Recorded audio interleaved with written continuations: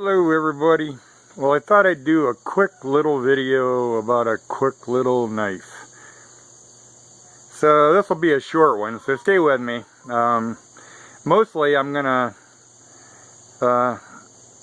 show how to put antler handles on a knife. So anyway, stick with me. Okay, so I told you to be a simple little knife. That's an old circular saw blade. So anyway, so I cut a little table saw blade and made this little knife. Kind of a cute little guy. It's really thin, but it's pretty good steel. But I'll be shining that up better and then putting a little nicer bevel on it. It's rough right now and I have to heat treat it yet. So anyway, this is a very special person gave me a bunch of deer antlers, and so I'm making this as that's going to have a deer antler handle as a gift in return for the deer antlers. But you know, she didn't expect anything, but that's what I'm going to do. So anyway, there you have it, and I'll be back.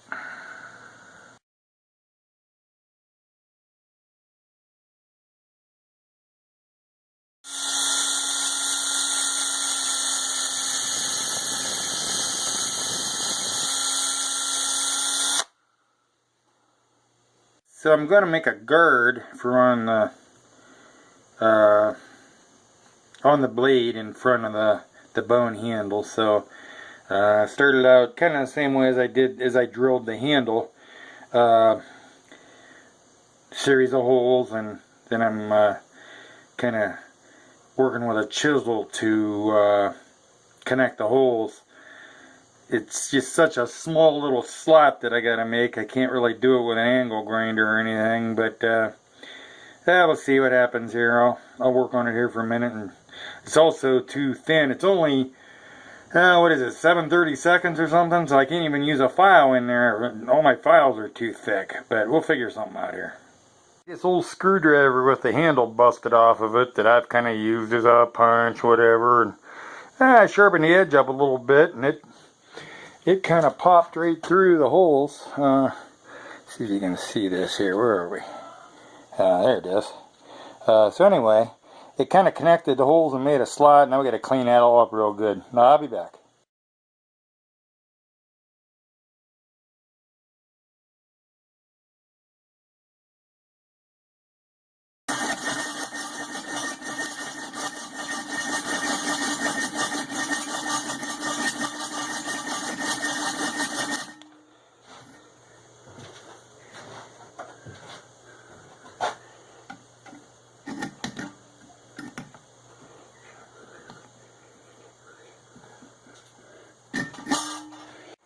Okay, so there's kind of the assembly.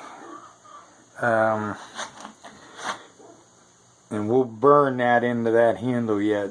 So the holes are there, but it's not, you know how it is, it's just holes. So we'll get there. Be back. Okay, so I got the knife. This is before heat treat now. The knife is in the vise, and I'm gonna heat the tang with a torch and burn its way in to the handle. So I don't know if I can show you. I'll try. Be right back.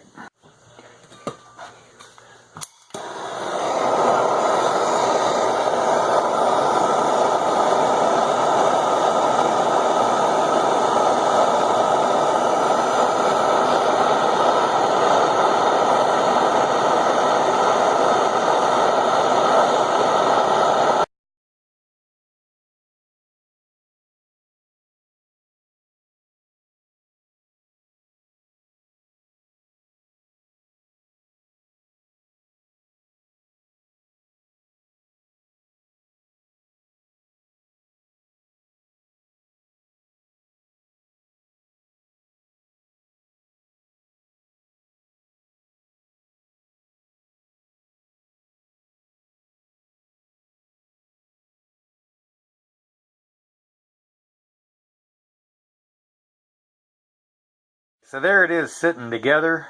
It's not epoxied and I can pull it back apart. Now I got to work on that blade a little bit. I got to heat treat it. Then I got to shine it all up after heat treat, and then I'll epoxy it and put the handle on permanently, and the guard right around the bone I'll shape a little bit and kind of blend them together, smooth it up. So there you have it. I'll see you here in a minute. Okay, so we're getting the forge ready to heat treat. The big risk here is, because this is such a tiny little knife and it's so thin, the big risk is that it'll warp in the quench.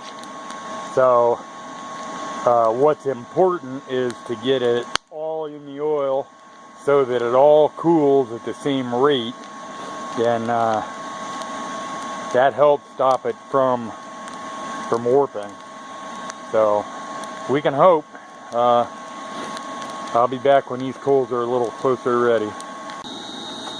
Okay, so it's about ready to quench. In fact, it is ready. So I'll grab the tongs, get it out of there. And one other thing I should have mentioned, when you're doing a thinner blade, always swirl it, or whatever you want to call it, move it around in the oil in a cutting motion, not back and forth, side to side. And that helps prevent warping as well. You're going to go just like you're cutting through bread.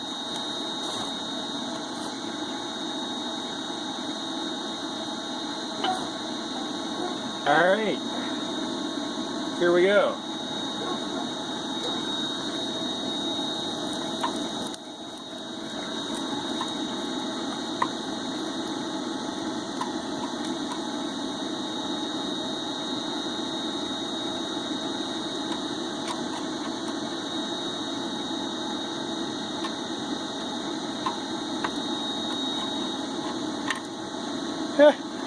Okay then.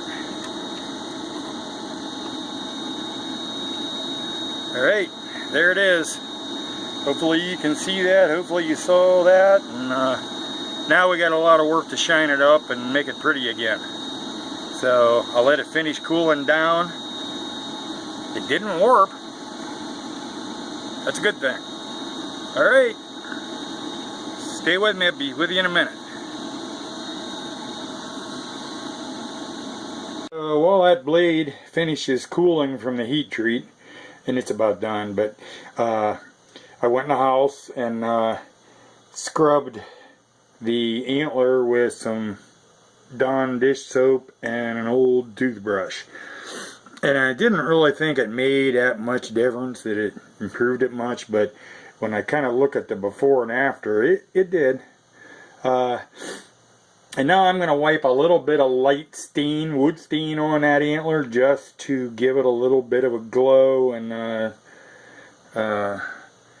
kind of get rid of some of the sun bleached of it. So, because this was a dropped antler and laid for a while. So, anyway, stay with me.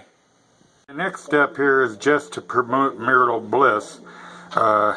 I scrub it good with, again, a toothbrush and some Dawn dish soap, so there's no oil on it.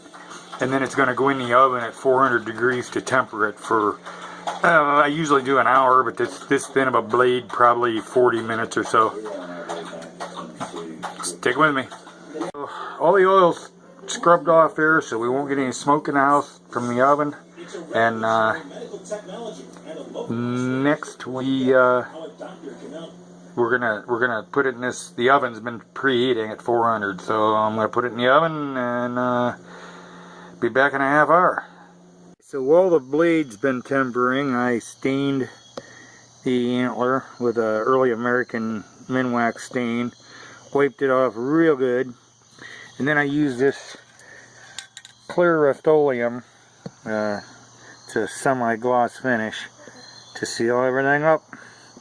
So it's about ready to, well, everything's ready for the blade when the blade's ready for it. See you in a minute. Okay, so tempering's done. See that pretty gold color? Now we'll just let it cool air temperature a little bit at a time here until till it's cool enough to work on. Okay, so after heat treat, it's really ugly. Kind of black and charred and nasty looking. So we're going to sand it, and we're going to start off with 220, and then I go to about 400, and then I go to 800, and then I go to 1,000. So it's a lot of hand work, a lot of hand rubbing. After the 1,000 grit, then we'll use jeweler's rouge and the polishing wheel and eventually the buffer. And so anyway, I'll just show you what it's like after all that. Stay with me. There's after 220. So there's after 400. So there's after 600. And I kind of challenge myself to do about 400 strokes of each sandpaper up and down the blade. So that was after 6. We'll go to 800 next. That's after 800.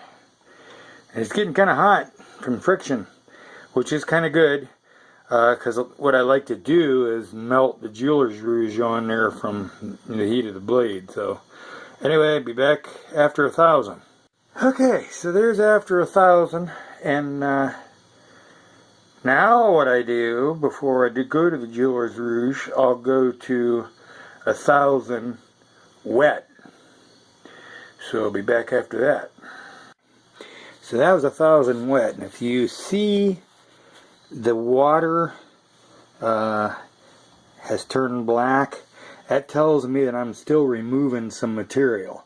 Very, very fine material, but that's how you get all the scratches out. So anyway, so now I'll wipe that off, dry it off good, and then we'll go to jeweler's rouge.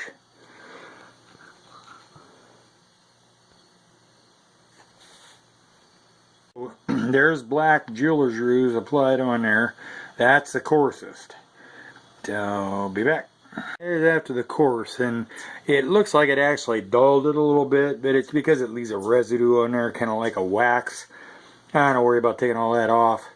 I will after the final rubbing. But so anyway, next we go to brown, which is just a little bit finer than the black, and then red, and then white. So anyway, stay with me. So there's after the brown. Red next. After the red, and you can start to see some mirror look to it. And one thing I should have shown you, I didn't, but with each grade of rouge, you know, like the brown or the red, you'll start to see it turn blackish as you buff. And again, just like the wet sandpaper, that tells me that it's pulling material off there. I'll show you now. White is the next one. That's the finest I have, and you'll really be able to see it with the whites. I'll show you that. Just how much material is actually still being removed, although it's so microscopic. That's what gets the scratches out. So anyway, be right back. I could have showed you. It's hard when I'm filming and trying to work, and I'm trying to work one-handed, but anyway, what I've been doing, I just hit this real quick, not enough to mess up that temper, but it just warms it a little bit. And then when I apply the jeweler's rouge, it puts a nice soup on there. That's the white, and I'll show you here in a minute after that's turned black, because it will. It's really kind of hard to see on the blade, but there it is. That was a clean hunk of rag when I started, and that's the white compound. You can see some there on the edge. That black is steel that it's actually pulled off. And let's see, where we at? There you can kind of see the And again, there's a film on there still, and we'll take care of that here in a minute. So you can kind of see the reflection, the film's taken off. Just clean buffing rag, took that off. So next I go to a sort of a rubbing compound. It's like an automobile rubbing compound, and I've got an actual mechanical buffer, just like you'd polish a car with, that I use for that. And so go to that next.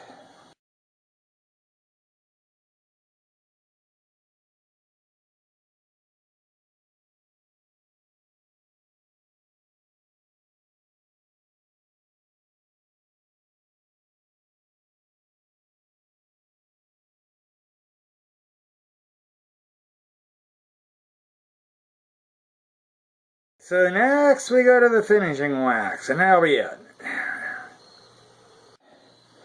Now we're ready to epoxy the handle on, and then I'll put an edge on it. That side's done, now the other side, and it's just the same thing over again. So, but we'll do the other side, and then we're ready to epoxy the handle on. And don't forget, always wrap that blade in masking tape to protect it while you're working on the handle. Side's done. So next I'll protect that blade, and then we'll epoxy the handle on.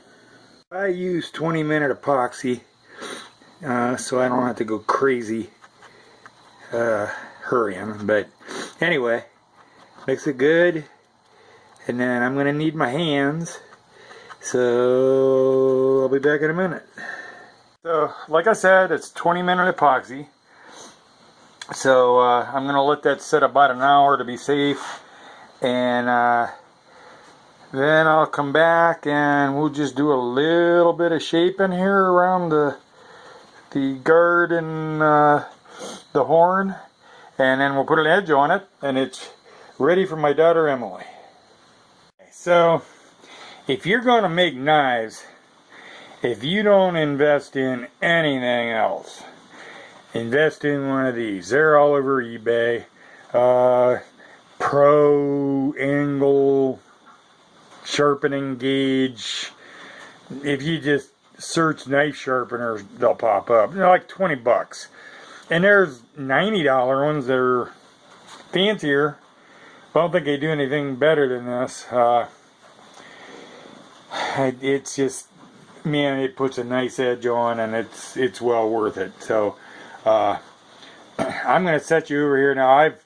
I had to recharge the camera, so I started this already. And I have 4 stones for mine. It's like I think it's 250, 400, 800, and 1500, something like that. But I'm on the 800 right now. Like I said, I already started it because I had to I had to charge the camera, and so I just went and got it here so I could let you see here at least a little bit how this works. It sets your angle for you, and just all you gotta do is do it. It's awesome. So anyway, hang on a minute and you can see what it's about.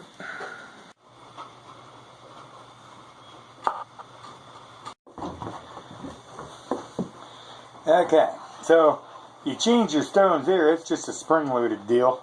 You put the stone in. Pardon Miss Kitty's over there in the litter box scratching a little bit, so be discreet.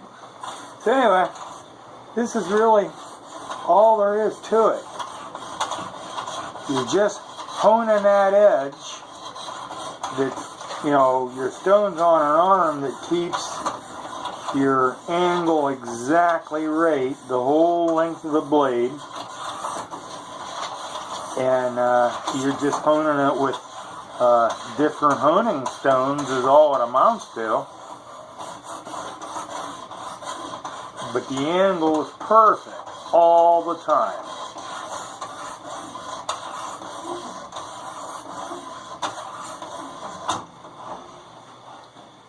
So then you go, let's see if I'm on 100.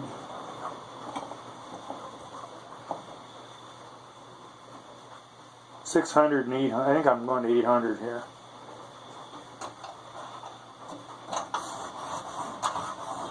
Yeah, that's fine.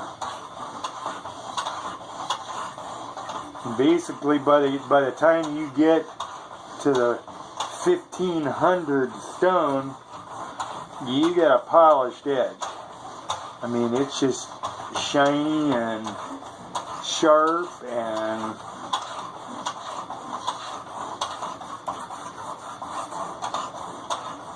so anyway, this is probably pretty boring, huh?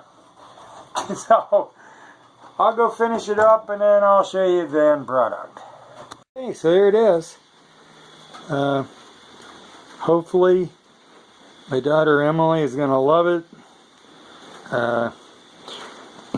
She's a science teacher and sort of collects these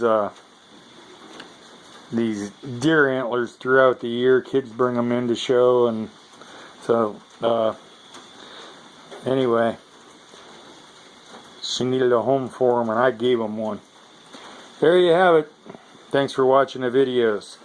Please subscribe and give me a thumbs up if you like what you see, and we'll be doing a lot more styles, a lot more sizes, a lot just a lot of variations. So y'all come back now here.